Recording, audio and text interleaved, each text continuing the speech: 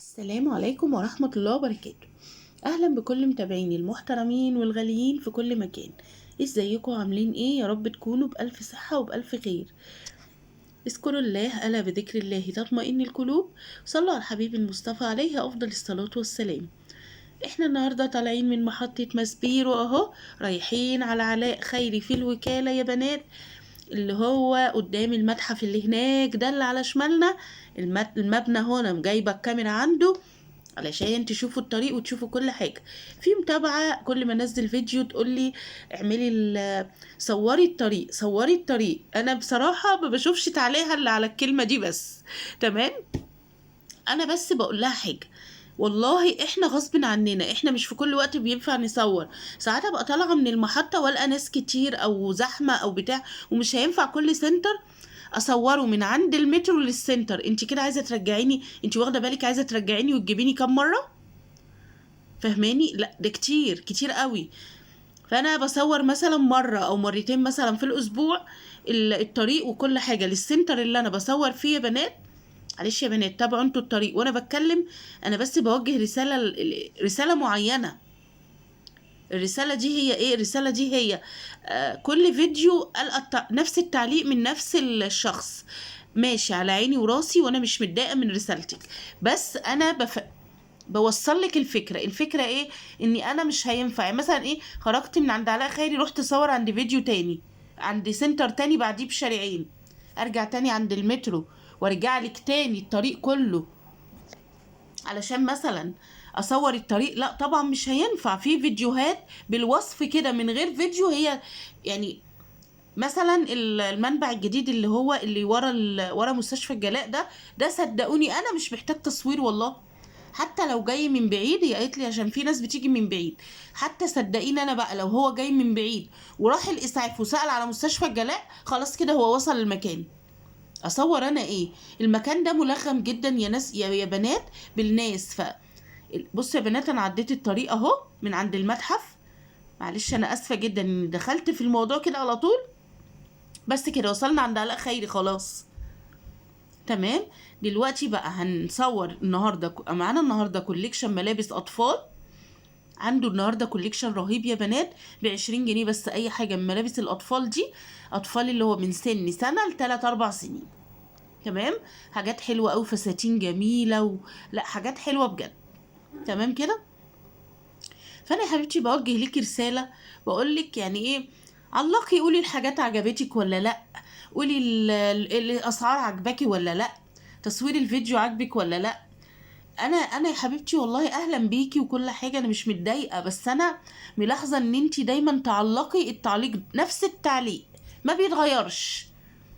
مفيش مثلا مره قلتي لي ده فعلا كوليكشن حلو، ده فعلا اللي انت عملتيه النهارده كويس. كل تعليقاتك على نفس الكلام. صوري المكان من باب المترو، صوري المكان من باب المترو. يا حبيبتي انا مش في كل الاوقات بقدر اصور، ده انا ساعات بنزل من المترو بلقى الحكومه قلبة الدنيا، اصور ايه انا في موقف زي ده؟ ففعلا اللي ما شافش ما بيعرفش، صدقوني. الموضوع مش سهل زي ما انتوا فاهمين، صدقوني والله الموضوع صعب. ومع ذلك انا بحاول اخليه سهل، بحاول اظبط الدنيا، بحاول اصور كل يعني مثلا علاء خيري كل اسبوع بعمل جولة كاملة عنده من باب المترو لباب المحل.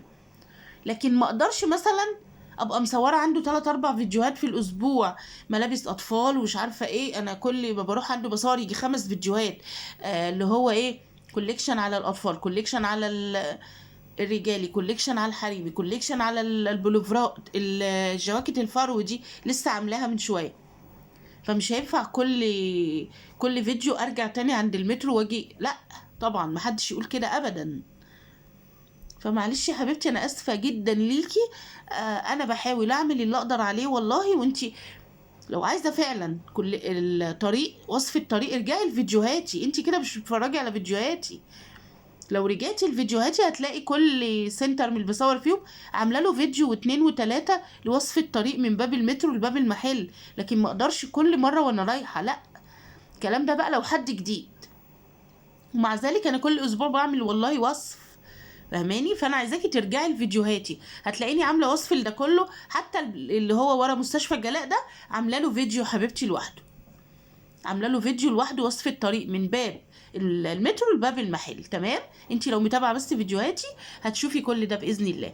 معانا معلش يا بنات انا اسفه جدا طولت عليكم، بس انا ملاحظه ان كل مره كان نفس التعليق من نفس الشخص، فمفيش اي تعليق منها غير كده، اللي هو صوري الطريق، اعملي مش عارفه ايه.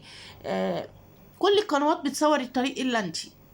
لا، انا مصوره الطريق في فيديوهات كتير.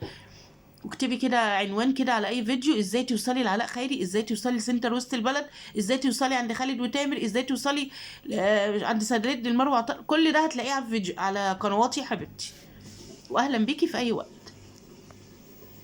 بصوا معانا الكوليكشن ده كبير جدا، ملابس اطفال ب20 جنيه يا بنات. بصوا في محير زي ما انتم شايفين كده، اللي فات ده كان تي شيرت محير حلو قوي.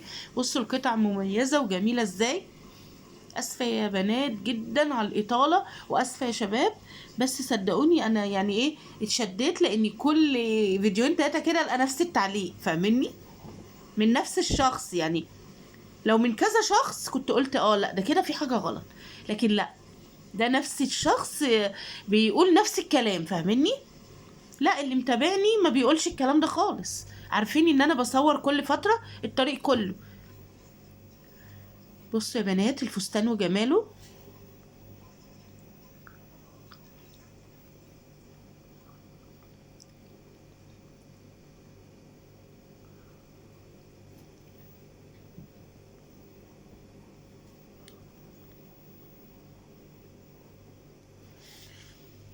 الحاجات النهارده ملابس الاطفال حلوه قوي يا بنات. بصوا ويا شباب عشان ما حدش يزعل، هقول حلوه قوي يا شباب بقى لجمع الكل. فعلا فعلا فعلا الكوليكشن كله جميل جدا وروعه.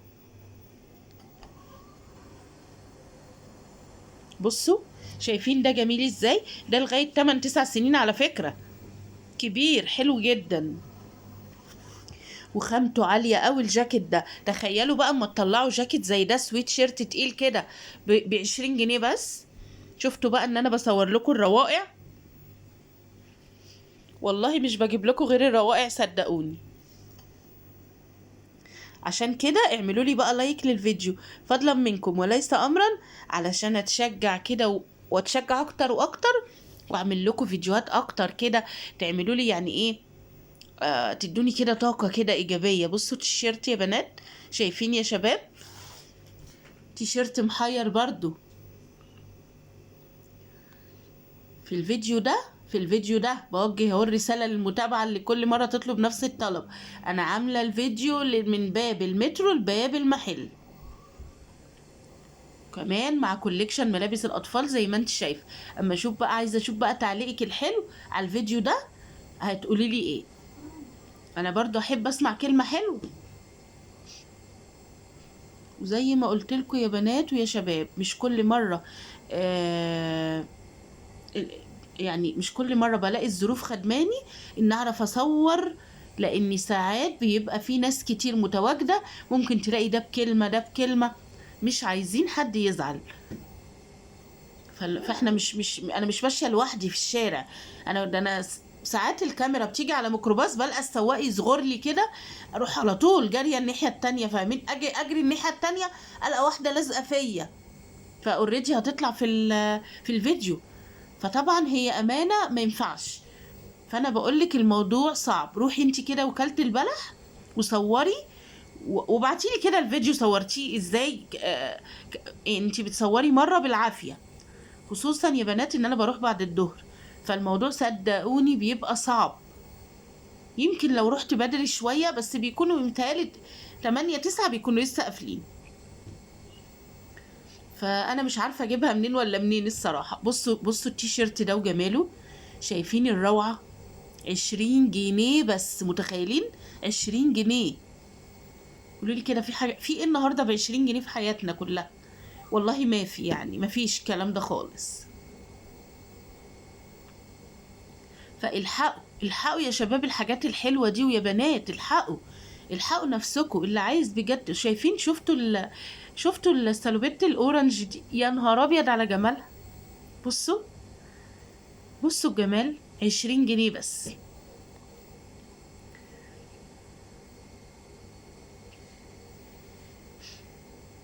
شايفين؟ يا رب يكون اللي بيتفرج على الفيديو اشترك كده في القناة. زي ما انتوا شايفين بجيب لكم حاجات حلوة قوي من قلب الوكالة ومن قلب الحدث. طبعا يا بنات ويا شباب، بسيب لكم برضو عنوان علاء خيري تحت الفيديو في التعليق المثبت. مش بس شوفوا انا في اول الفيديو مصوراه، بس برضو بكتبه لكم تحت الفيديو. وبسيب لكم رقم علاء خيري عشان تتصلوا وانتوا رايحين. عندك ايه يا علاء مثلا؟ كوليكشن ملابس الاطفال عندك بكام النهارده؟ ساعات بتبقى ب20، ساعات ب25. بس عايزين نصيحتي، روحوا اخر الاسبوع. انا مصوره عشان مصوره النهارده اخر الاسبوع الخميس، كانت ب20 جنيه زي ما انتم شايفين كده. نص الاسبوع بتبقى ب35. اول الاسبوع بتبقى اللي هو يوم الجمعه، اعلى يوم عشان تبقوا عارفين، بيبقى ب45 جنيه. انا كده قلت لكم كل حاجه، كل اللي عندي. منتظره بس منكم تعملوا لي لايك للفيديو الحلو ده. اعملوا لايك للفيديو فضلا منكم وليس امرا، علشان الفيديو يتصاعد ويوصل لناس كتير قوي بتدور على حاجه حته حلوه زي دي. والله بيشتروها بغلاء الفلوس. وانا بقول لكم اهو، في 26 يوليو في الوكاله ناس كتير بتبيع الحاجات دي غاليه جدا يا شباب. واحنا في اخر الفيديو، اتمنى تكون فيديوهاتي بتعجبكم خفيفه على قلوبكم. لو بتعجبكم ما تنسوش اختكم بقى لايك وشيروا الفيديو ده لاصحابكم واخواتكم عشان الكل يستفيد ان شاء الله. واحنا هنا عند علاء خيري في الوكاله، والسلام عليكم ورحمه الله وبركاته.